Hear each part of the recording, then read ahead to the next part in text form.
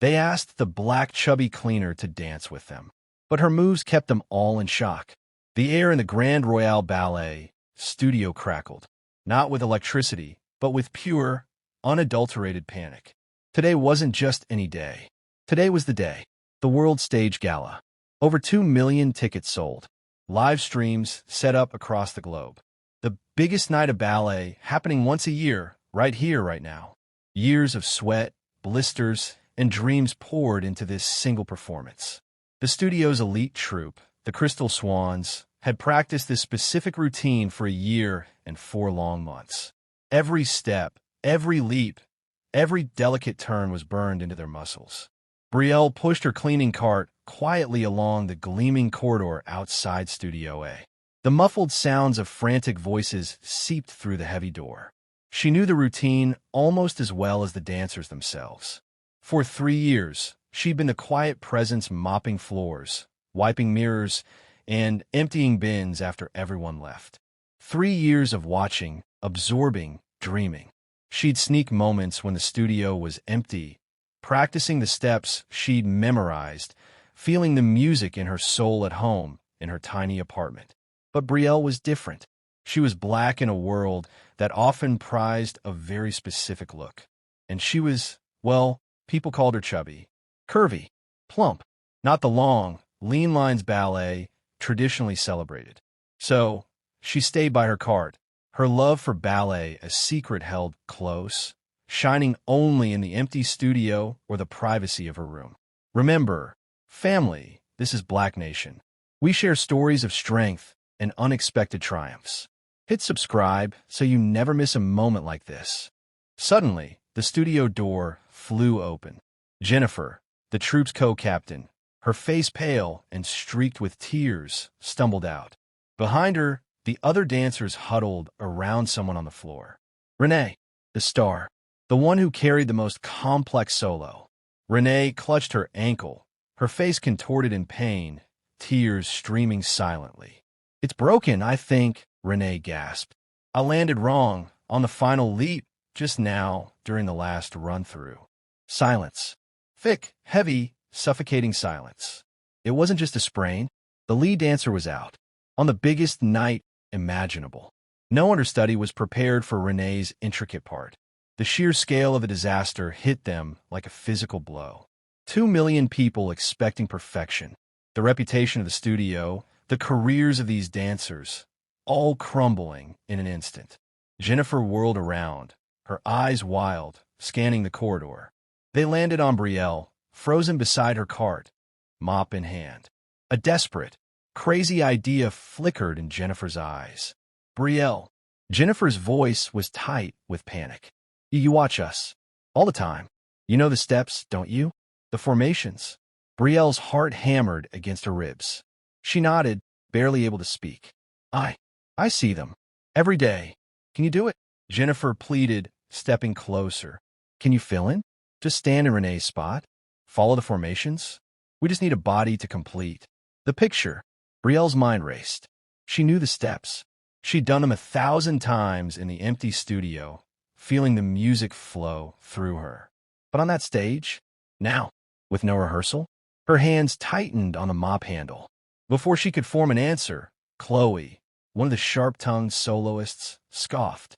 "Jennifer, be serious. Look at her. She cleans floors. She couldn't possibly master steps we've drilled for over a year, especially not." Chloe's eyes flickered over Brielle's figure, the unspoken words hanging heavy, especially not with her body. "She'll trip over her own feet and ruin everything." Don't go anywhere. What happens next is something you would never expect. Stay tuned with Black Nation. Jennifer closed her eyes for a second, the weight of the world on her shoulders.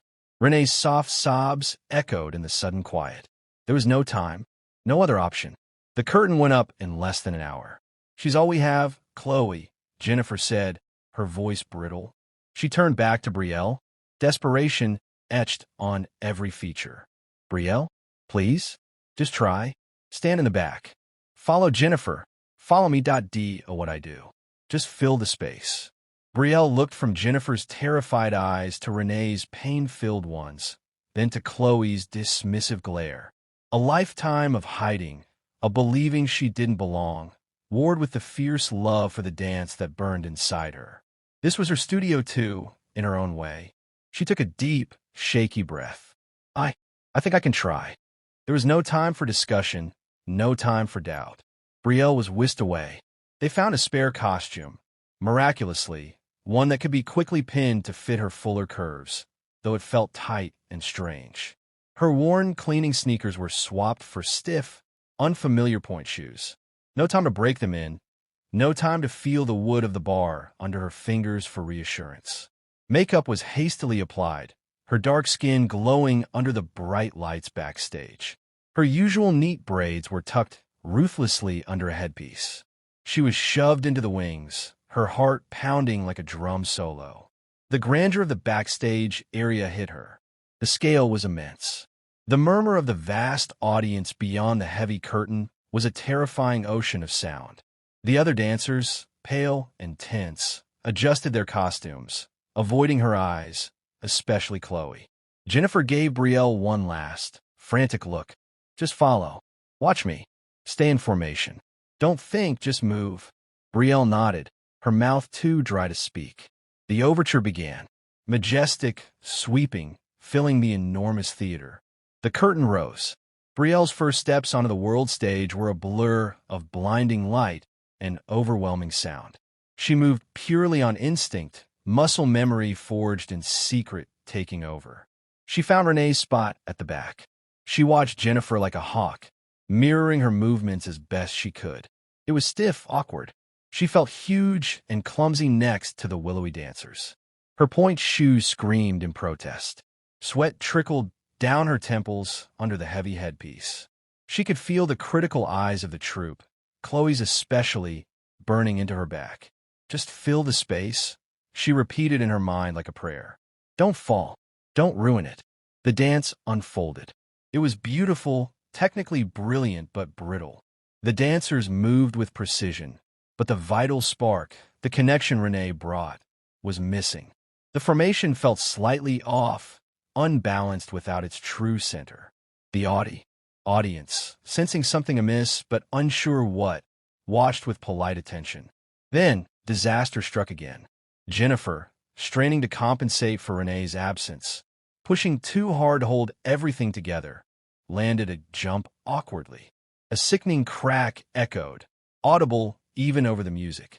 Jennifer crumpled to the stage floor with a sharp cry, clutching her ankle. Gasps rippled through the audience. On stage, the dancers froze for a split second, a flicker of pure terror passing between them. Their captain was down. Both leads were out. The carefully constructed performance was unraveling live before 2 million eyes. Chloe looked utterly lost. The music played on, a cruel backdrop to their silent despair. They tried to keep moving, faces fixed in rictus smiles, shuffling to close the formation, heading towards a finale steeped in shame. Hold on to your seats, Black Nation family. What happens next will leave you speechless. This is why you subscribe. In that frozen moment of collective shock, something shifted in Brielle. The fear didn't vanish, but it was drowned out by a surge of fierce protectiveness. This was her studio. These were the steps she loved. She couldn't let it end like this. Not for the dancers, not for the audience, not for the dream she'd cherished in secret. Without conscious thought, Brielle stepped forward. Not to the back, but right into the center, into the spotlight Jennifer had vacated. Her movement wasn't tentative. It was decisive, claiming the space. She didn't try to mimic Jennifer's delicate style. She moved with a power they hadn't seen, rooted in strength rather than fragility. Her arms swept out, not like fragile wings, but like powerful branches reaching for the sky. Her turns were grounded, full of intention. High up in the orchestra pit, Marcus, the principal keyboardist, had been watching. He'd noticed Brielle backstage, the quiet cleaner suddenly thrust into costume, her eyes wide with fear, but also a flicker of something else, determination. He'd seen her stumble initially, then find a shaky rhythm. When Jennifer fell, his heart sank. But then he saw Brielle step forward, saw the way she planted her feet, The way her head lifted, the sudden transformation. It wasn't textbook ballet. It was raw. It was real. It was beautiful. Marcus was a master improviser. Seeing Brielle claim the lead, seeing her unique power, he acted on pure instinct. His fingers flew across the keys. He subtly shifted the key, deepened the tone, added a stronger, more resonant rhythm under the existing melody. The music changed.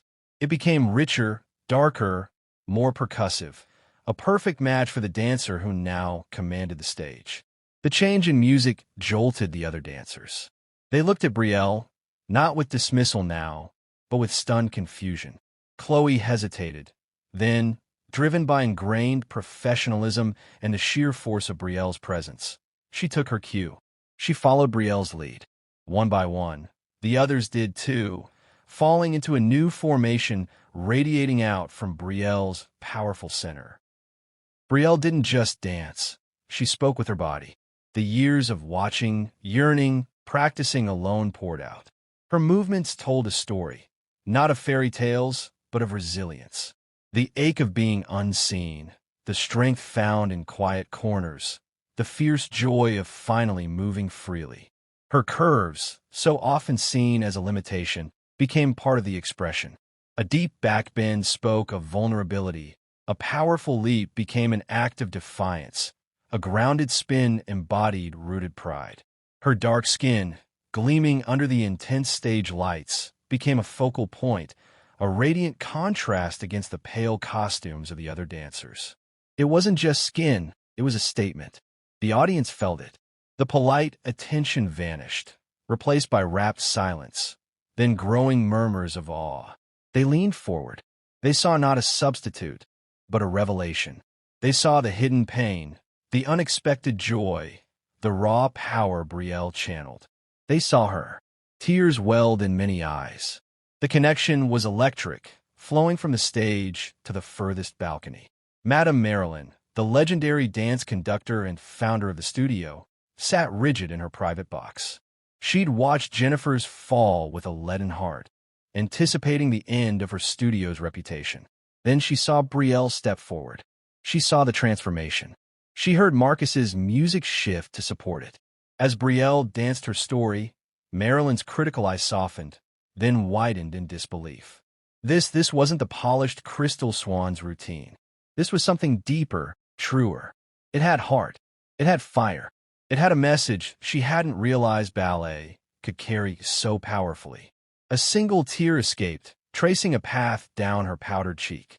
This, she thought, her breath catching. This is what art is meant to be. The dance swept towards its climax. The music built, powerful and resonant. Brielle guided the troupe through a series of intricate, newly formed steps that flowed naturally from her movements.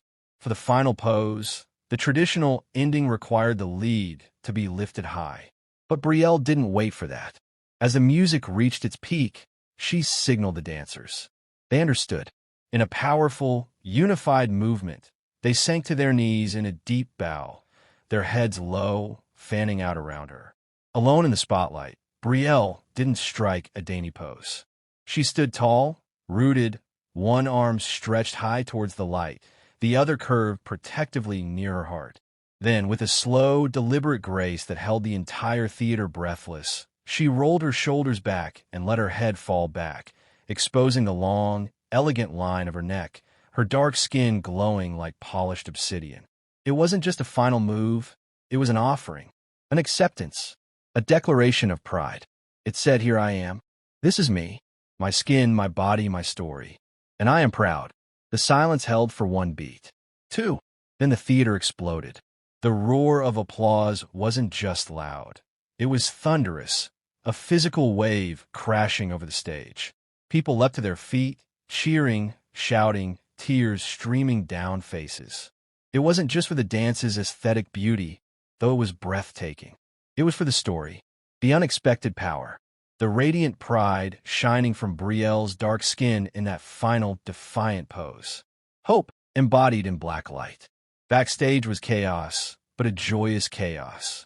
Dancers swarmed Brielle, hugging her, crying, laughing in disbelief. Chloe, her face flushed, grabbed Brielle's hands. "I was wrong," she choked out. "So wrong. You saved us. You were incredible." Jennifer, hobbling on crutches, beamed through her pain. "Brielle, that was magic." Madame Marilyn pushed through the crowd. Her usual stern expression was gone, replaced by awe and profound emotion. She took Brielle's face gently in her hands. "My dear girl," she said, her voice thick, "what you did out there, that was not just dancing. That was pure, raw artistry. That was truth. You showed me something tonight I thought I'd forgotten." She paused, wiping her eyes. "Why on earth did you never tell anyone? Why hide that light?"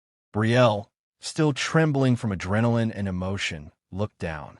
I didn't think I belonged. Because of how I look."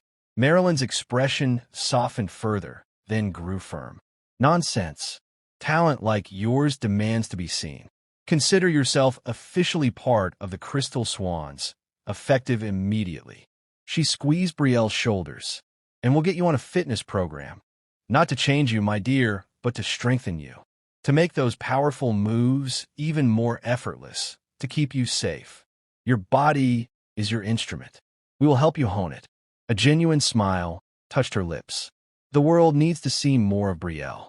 Did that any give you chills? That's the power of our stories. Black Nation is more than a channel. We're a community, a movement. Hit subscribe now. Don't miss our next inspiring tale. The weeks that followed were a whirlwind.